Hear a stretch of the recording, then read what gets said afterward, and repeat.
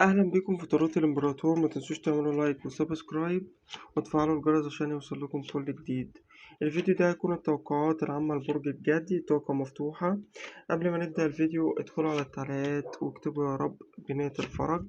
خدوا من الفيديو اللي ينطبق على حياتكم وسيبوا الباقي.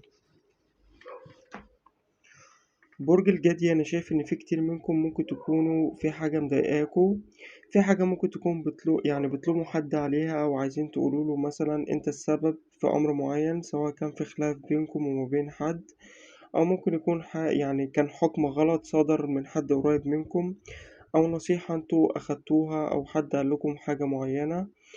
ممكن تكون انتوا وصلتوا للحاجة دي بس كان ليها عواقب وخيمة.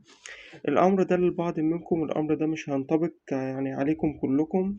أنا شايف كمان ممكن يكون الفترة دي زي ما يكون انتوا حابسين نفسكم ما بين 4 حيطان، وبتحاولوا ان انتوا تعتزلوا الناس بقدر الإمكان، او حاسين ان انتوا ما عندكمش طاقة ان انتوا تتعرفوا على ناس جديدة، او ان انتوا ممكن تتحملوا مشاكل الغير، او ان انتوا تستحملوا مناهدة من حد معين، او زي ما يكون خلاص انتوا تعبتوا، او في حاجة كتير تعباكم، حاسين ان في حاجة حاجات غلط، حاجات كتير ممكن تكون جت عليكم، زي ما يكون اتظلمتوا.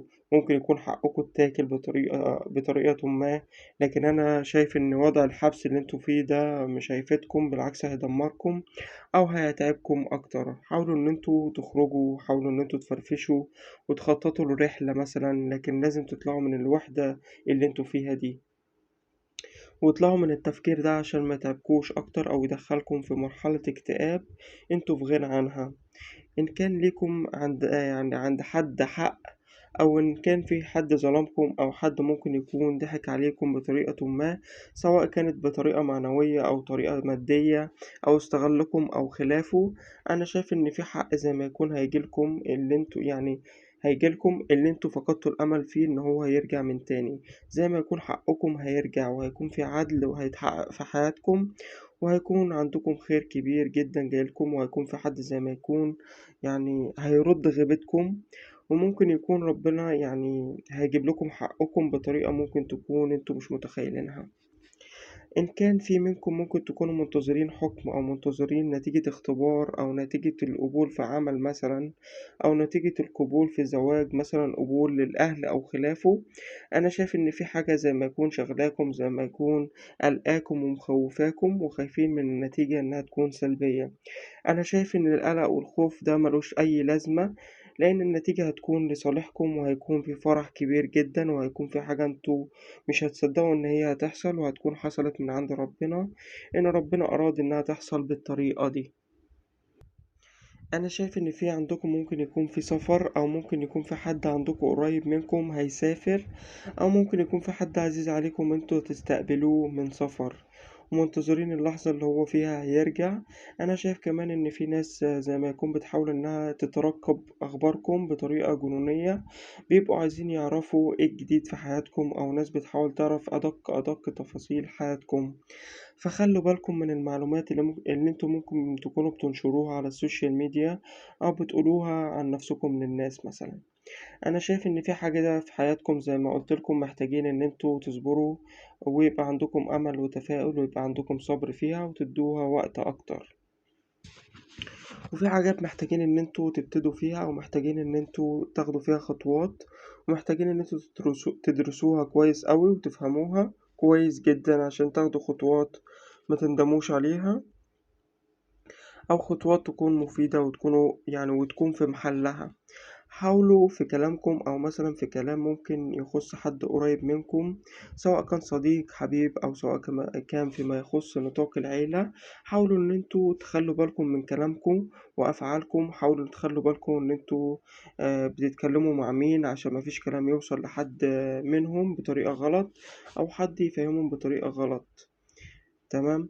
حاولوا تفكروا في أي حاجة قبل ما تقولوها، بلاش إن أنتوا تقولوا الكلام قدّام حد مثلًا والحد ده مثلًا يروح يقوله للناس بصورة غلط يعني غير اللي أنتوا قُلتوها وتتفهموا غلط. أنا شايف إن ممكن يكون في مفاجآت في حياتكم أو في حاجة أنتم ممكن تكونوا بتطلبوها من ربنا وربنا هيرزقكم بيها. ممكن يكون عندكم بداية جديدة في حياتكم بس في حاجة أنتم بتتمنوها، أنا شايف إن أنتم هتحصلوا عليها هنا. لو أنتم متجوزين أنا شايف إن ربنا هيرزقكم هنا بطفل بإذن الله. في منكم اللي ممكن يكون وضعكم سيء أو ممكن تكونوا نفسيتكم تعبانة.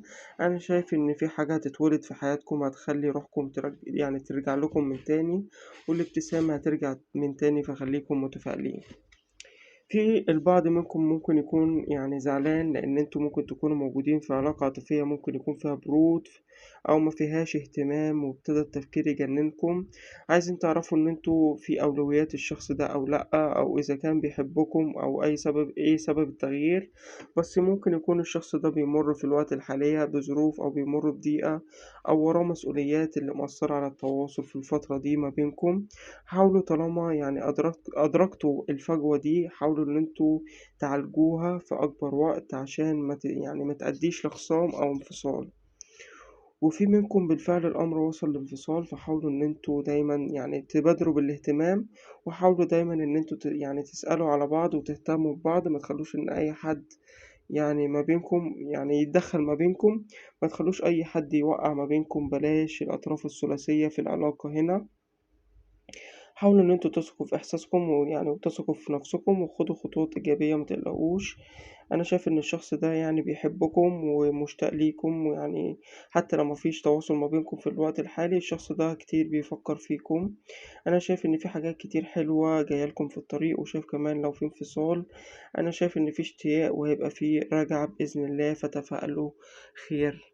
لو عجبتكم القراءة متنسوش إن انتوا تعملوا لايك للفيديو وتشتركوا في القناة.